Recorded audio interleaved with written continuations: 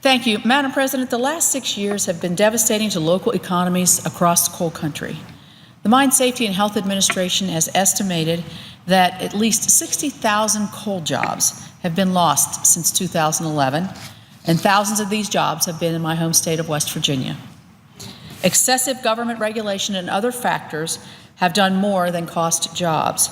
These policies have imperiled our coal miner retirement benefits, and they have left local governments struggling to keep up, to pay for education, to pay for public works, and law enforcement. I mean, I can tell you story after story I've seen in our newspapers about this very thing. In October, the Senate Environment and Public Works Committee heard testimony from Wayne County, West Virginia Commissioner Robert Paisley. He said that the coal severance tax revenues in West Virginia, Wayne County's in West Virginia, in his county had dropped by 88% between 2013 and 2016.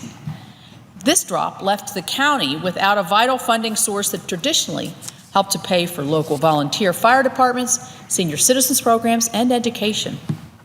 West Virginia University economist John Deskins told the Senate Energy and Natural Resources Committee in August that 6 West Virginia counties were suffering a depression because of the coal downturn. And just last week, the state of West Virginia projected its annual state budget faces a $500 million shortfall. So what was the response of President Obama's administration in the last days in power?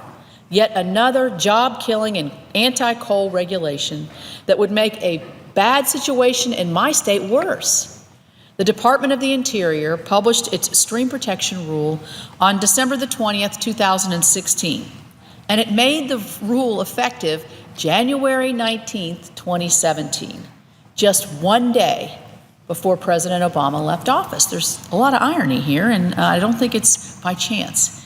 According to a national mining study, 1/3 of coal jobs could be placed, 1/3 of remaining coal jobs could be placed at risk by this rule. And today I'm proud to join Leader McConnell as he introduces the Stream Protection Congressional Review Act. We are also joined by my colleagues in the West Virginia congressional delegation, including Congressman David McKinley and Congressman Evan Jenkins and others. We are going to be introducing a resolution of disapproval under the Congressional Review Act, blocking the Obama administration's stream protection rule. Once this resolution of disapproval is passed by Congress, and I believe that it will be, and signed by President Trump, which I believe that it will be, something I am confident that this will both happen, the stream protection rule will be nullified, and the Department of Interior will be prohibited from proposing a similar rule without permission from this Congress. The stream protection rule deserves to be eliminated through the Congressional Review Act. Despite its title, you might say, why would you get rid of something called the stream protection rule? Despite its title, this rule will do little to actually protect our streams. But if left in place, this rule would cost even more coal jobs in my state and across the country that have already been devastated. West Virginia's Department of Environmental Protection Secretary Randy Huffman told the Senate Energy and Natural Resources Committee, on which I served this last Congress, that the proposed version of the stream protection rule was, quote, an unnecessary and uncalled for political gesture. I would like to say that Secretary Huffman was serving under a Democrat governor in my state.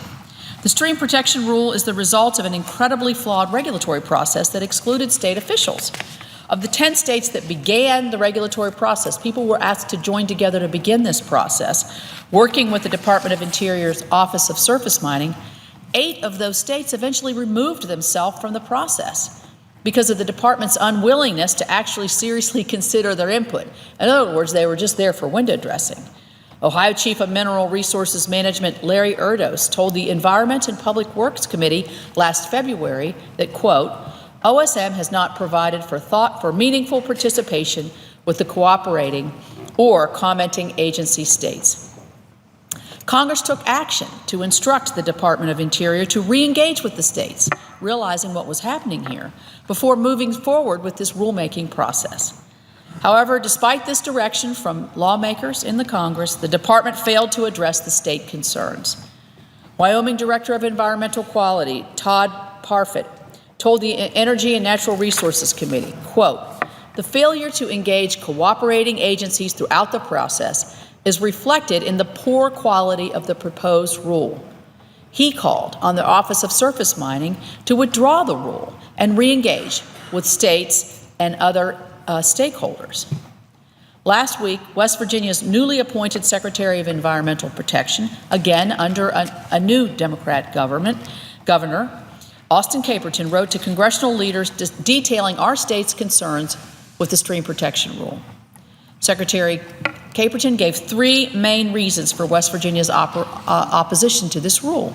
First, he said that the rule upsets the statutory balance between environmental protection and allowing coal mining to take place in the first place. Second, the rule conflicts with the congressionally directed role of the states to be the exclusive regulators of mining activities. And third, the rule conflicts with the Federal Clean Water Act and state water quality standards. Pretty broad-ranging concerns.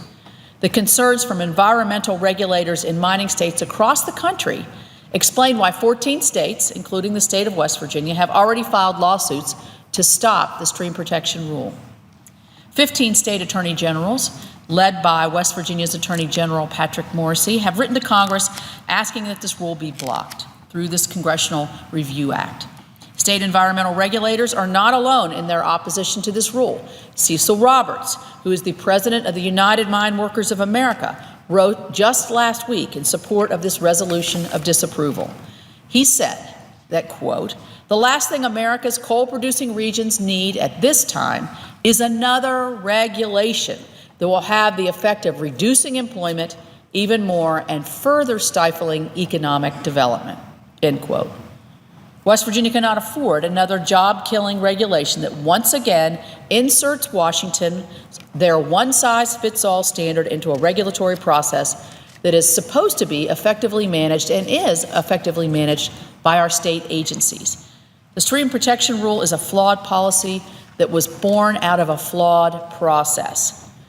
The rule deserves to be eliminated promptly, and I encourage my colleagues to co-sponsor the McConnell-Capito resolution of disapproval and to vote to block the rule in the coming days. On another matter, Madam President, the Environmental Protection Agency, which bears most of the blame for regulations targeting energy jobs, is in dire need of a change of direction. The EPA under the Obama administration was unwilling to engage the people of West Virginia in public listening sessions or hearings about decisions that directly impacted our state's economies, and I described what the result of that has been. This failure to effectively engage resulted in a number of job-killing regulations, like the utility MATS rule for power plants, the so-called Clean Power Plan, and the waters of the U.S. As you know, Madam President, the waters of the U.S. rule is something that impacts not just mining, agriculture, construction, and really has far-reaching implications. Scott Pruitt, who is President Trump's nominee to become the EPA administrator, has gone through a thorough review process by the Environment and Public Works Committee. At Attorney General Pruitt's confirmation hearing, senators from both parties were permitted to engage in as many as 4 rounds of questioning. Some of them were pretty tough.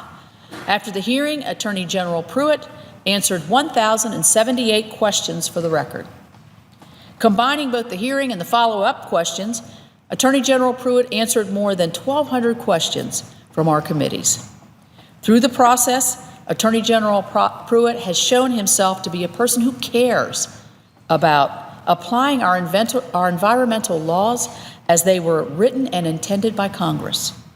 He has a strong record of enforcing environmental statutes in a balanced way and ensuring clean air and clean water without unnecessarily sacrificing jobs or economic growth.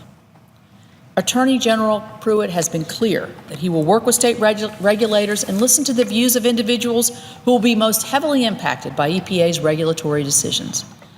I believe that Attorney General Pruitt will keep his word and provide a refreshing change in direction for West Virginia coal miners, natural gas workers, manufacturers, and farmers, and indeed for all of our communities that are struggling with these effects of overregulation. I look forward to supporting Attorney General Pruitt. His nomination in the EPW committee will come before the committee on Wednesday morning. and I look forward to seeing him confirmed on the Senate floor soon.